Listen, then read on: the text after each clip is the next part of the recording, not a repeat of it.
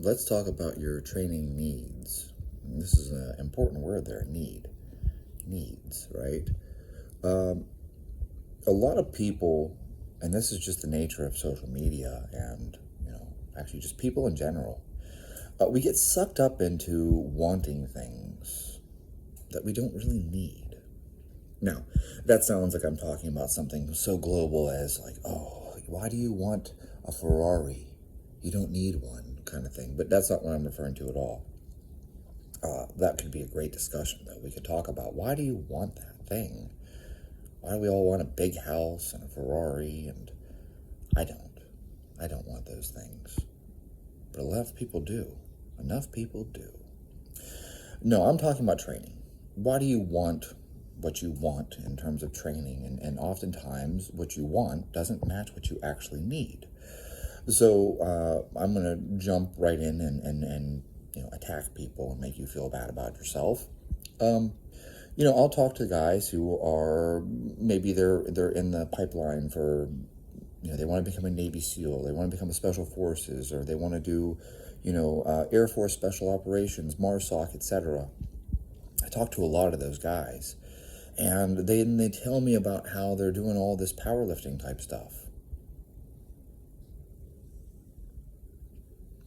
Why? They're like, oh yeah, well, I want to bench 500 and I want to squat 600, and why? Do you need to do that? And they're like, well, I don't need to do it, but no. Why are you doing it then? Because it's not getting you any closer to your goal. I have discussed this repeatedly. I've been very open about it, my own experience. I don't recommend you do what I did, but you cannot deny that I kept the goal. Okay?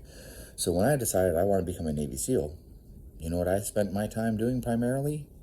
Running, swimming, and a ton of bodyweight PT. Man, I could bodyweight PT all day long. Doing 1,000 push-ups a day would not have been an issue ever, because that's what I was good at. I did push-ups over and over and over again. I remember 18 years old in my freshman year of college, and I would spend 2 hours, yes, 2 hours just doing push-ups and sit-ups and air squats.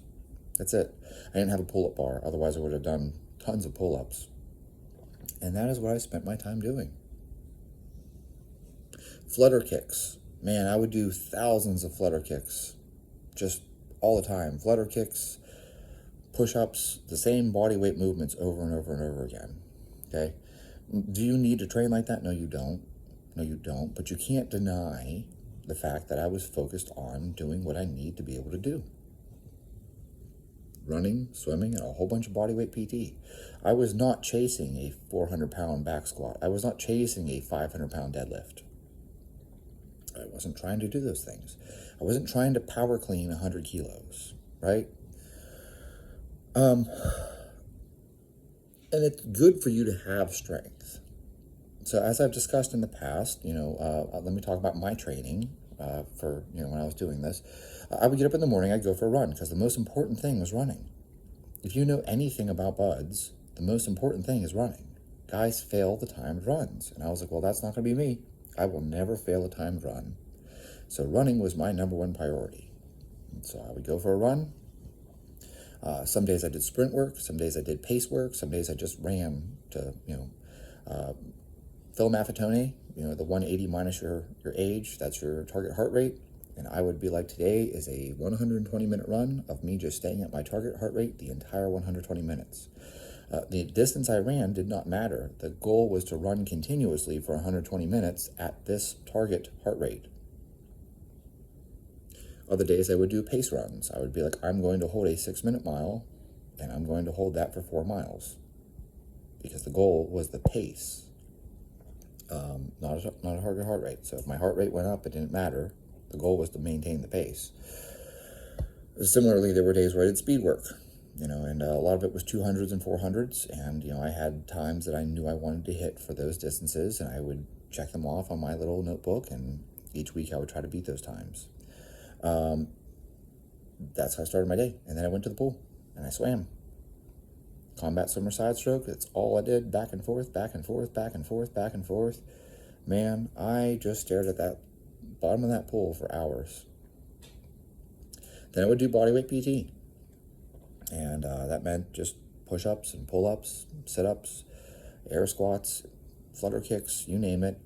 You guys can get actually, I think the Navy SEAL Physical Fitness Guide is actually free now. You can get the PDF download. And I think it was Admiral Smith had this entire program in the back. And try that sometime. It's very long. It's hard. It's good for you. Do that. That's fantastic. And then the last thing I did in the day was I would lift weights because it was the least important. So if I'm fatigued when I go to lift, I don't fucking care. And I would just choose a basic lift, and I would just do one lift. So I would do like a back squat, or I'd do a deadlift, I'd do a snatch, I'd do a power clean, I would do, overhead press, whatever it was that day, and I would just do that lift, one lift, because there are no barbells at Buds. So I was doing this just to maintain strength. My goal was not to, I'm going to put, 10 kilos on my snatch. No, I was just doing strength work to maintain strength. I wasn't concerned about squatting 315 or squatting 365 or anything like that. The point was come in and squat just to maintain some strength despite all this extremely long distance running and swimming. Okay? I'm using this example, and you don't have to use this as a template. I've already told you don't do this. You do not need to be running 100 to 120 miles a week or swimming 50 to 60 miles a week. I have told people that repeatedly. Watch my older videos. I did too much. But I certainly wasn't training for a powerlifting meet. So if you're training for Buds, and we're just going to stick with that example, you know what you need to do. So do what you need to do. I know it's common sense, but common sense is uncommon. So stop training for a powerlifting meet. Okay? This concept of being a hybrid athlete, it's total bullshit. Like, it's one of the dumbest fucking things I've ever heard in my entire life, because in my day, we just called it being fit. Hybrid athlete. That's great fucking marketing. In my day, we just called it being fit. That's what it was. It was just being fit. CrossFit really is the real hybrid athlete. I don't understand these people who claim that they're hybrid athletes and then, they're getting outlifted and outrun by CrossFitters. So tell me who's the real hybrid athlete there. I'm not even a huge fan of CrossFit. It's not like I think you should be doing CrossFit or something like that. I also don't hate CrossFit. I don't have a anti or pro stance on it. CrossFit's cool.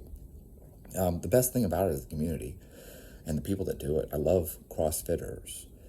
How do you hate people that like doing hard work? Hold on, let me get this straight. You like working your ass off? Oh, I hate that. Come on. Those people are fucking awesome. I like every single one of them just because I like their work ethic. Back to this whole thing for you. What are your needs, right? So if you're a power lifter, yeah, you need to squat, bench, and deadlift. If you're not a power lifter, you don't need to squat, bench, and deadlift. And I mean that in the competition style. So, if you don't need to do that for a meet, you could do safety bar squats. You could do box squats. You could do RDLs, and you could do Dimmel deadlifts, and you could do trap bar deadlifts, and you don't have to deadlift a straight bar. And similarly for the bench press, you don't have to bench press with a bar. You could use a Swiss bar, you could use dumbbells, you could do incline presses, you could do any number of things besides competition style lifts. Okay? And you would be able to have a very good strength program there. But do you need strength even?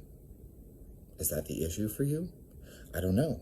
If currently you have a 500-pound back squat, but you run an 8-minute mile, and you need to run a 6-minute mile, getting your back squat to 600 is not going to help you get to that goal. So you need to run more. You have to do a needs analysis, right? So my whole argument, statement, whatever you want to call it here, is that you need to figure out what your needs are for your goal. So what do you need? And perhaps you play a sport. What do you need for that sport? And if you have a certain PT test you have to pass, What do you need to pass that PT test?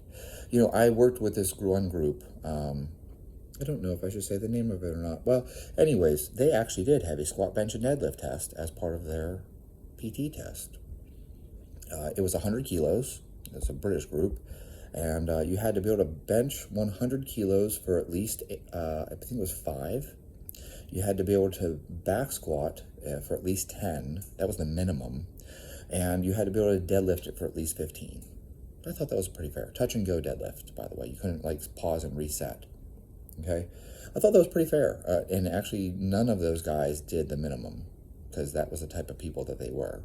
None of them did the minimum. There were dudes that came in and squatted, 225 for like 28 to 30 some odd reps. So that 10 rep minimum didn't mean shit to them. They came in and they put out.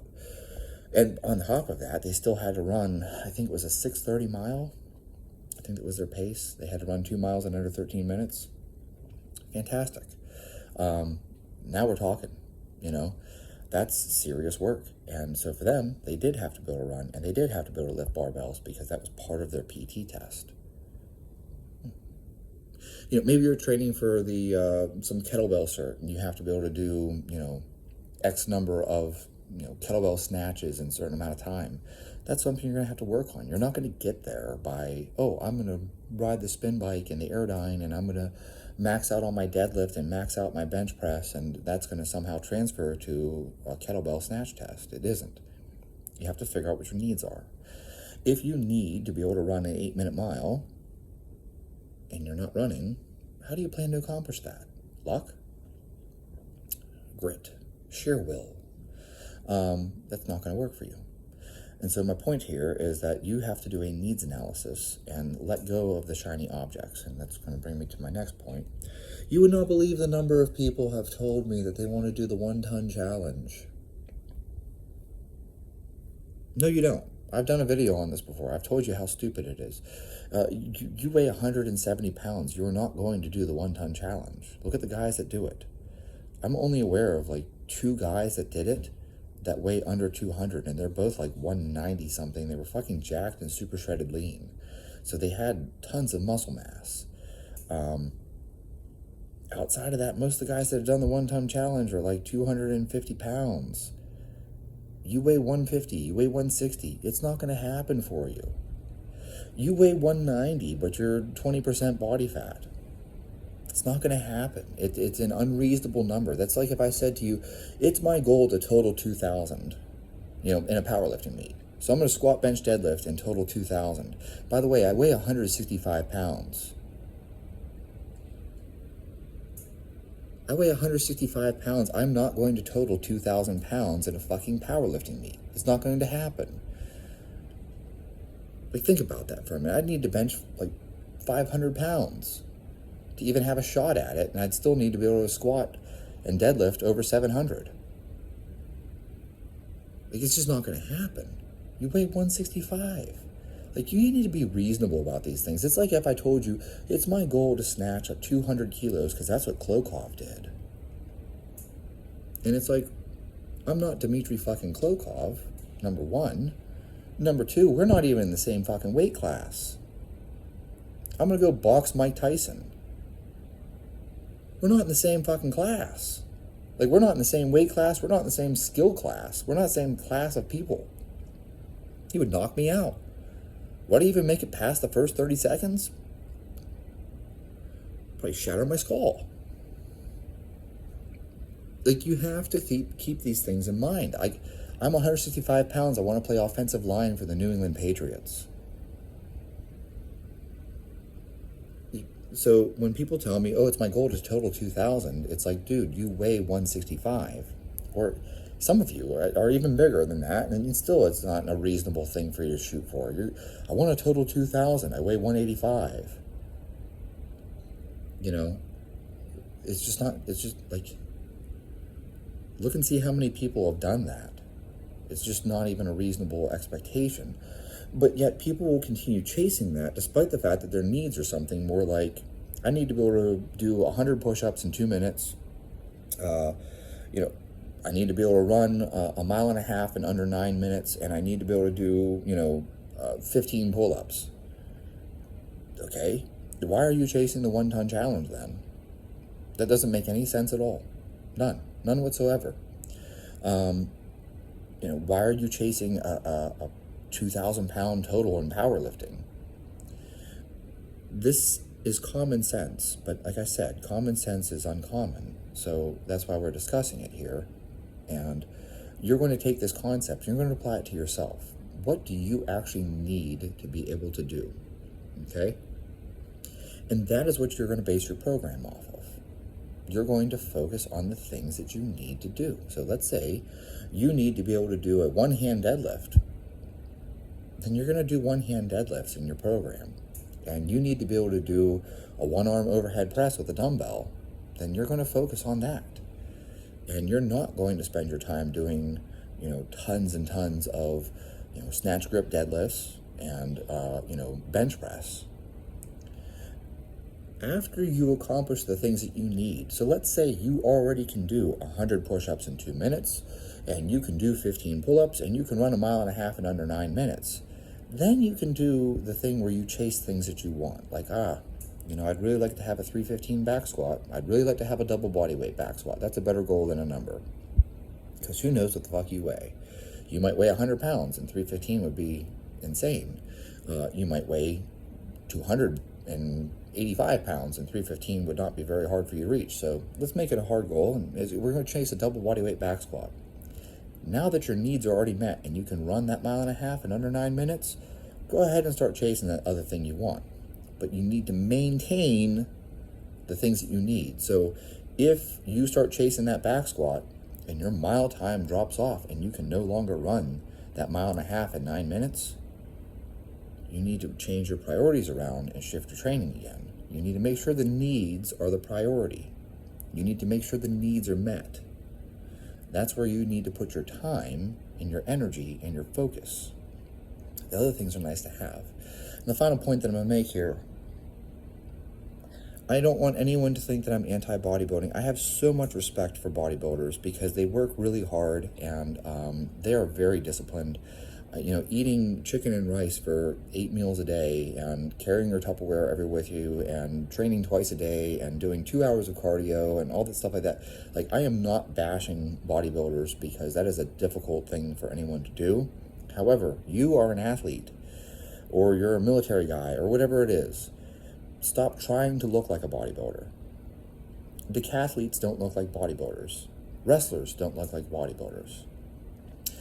Weightlifters, Olympic weightlifters don't look like bodybuilders. They don't. You can tell me, oh, Lou has an amazing physique, but yeah, he still wouldn't win on a bodybuilding stage. Dmitry Klokov has a great physique. He still wouldn't win. If you line him up against Ronnie Coleman and Nick Walker and Big Ramy, Jay Cutler, etc., he doesn't even, he would not stand out anymore. Okay? Pick a great athlete. I don't care who it is. Sidney Crosby or Alex Ovechkin, Tom Brady, Kobe Bryant, Michael Jordan. They don't look like bodybuilders. Look even at your famous Navy SEALs, Jocko Willink or whoever it is this week that wrote a book. Sean Ryan. They don't look like bodybuilders. David Goggins does not look like a bodybuilder. Stop chasing this. I think, it's true. Klokov was right. Arnold is the worst thing that ever happened because Americans stopped caring about being strong and now they only care about how they look. And he's right. Look at the numbers in Olympic weightlifting and you can see, people don't care about being strong. They just want to look like Arnold. And if you want to look like Arnold, then you got to start using steroids at the age of 13. And, supposedly, according to Frank Zane, Arnold took like 400 pills a day. So you better be popping all that Armour Thyroid and D-ball. That's how you look like Arnold. And most of the stuff about Arnold isn't even true. He said milk is for babies, but yet he drank 2 glasses of milk with every meal. He was giving out bad advices, that's his word, advices, to his competitors to sabotage them. So he told them to drink beer while he was drinking milk. Even that program, he wrote a book And Arnold never did that program ever. It's a high volume program. He didn't do that. He did what Vince Gironda told him to do. That's why he looked the way he looked. He never even did the program that he wrote. He was purposely giving out bad advice to other people to sabotage them. Why are you chasing this? Why are you trying to look like someone else? You know, Brian Clay is probably one of the greatest athletes of all time. Ashton Eaton, another amazing athlete. Trey Hardy, Kevin Meyer.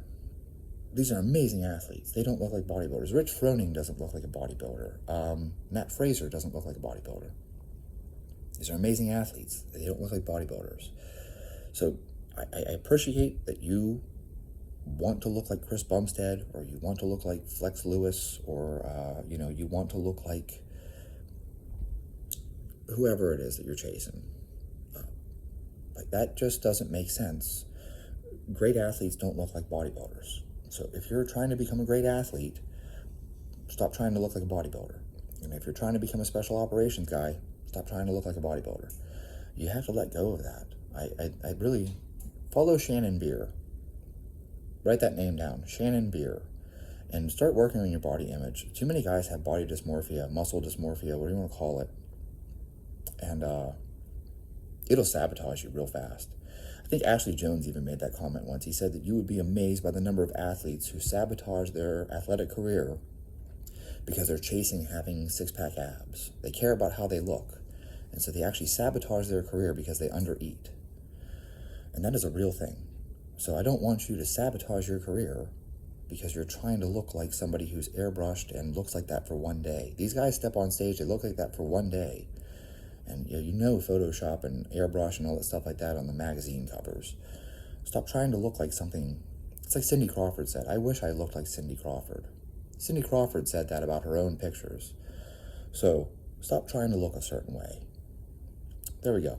That's your needs analysis. Figure out what your needs are. Once your needs are met, then you can go ahead and chase other goals, but never at the expense of meeting your needs.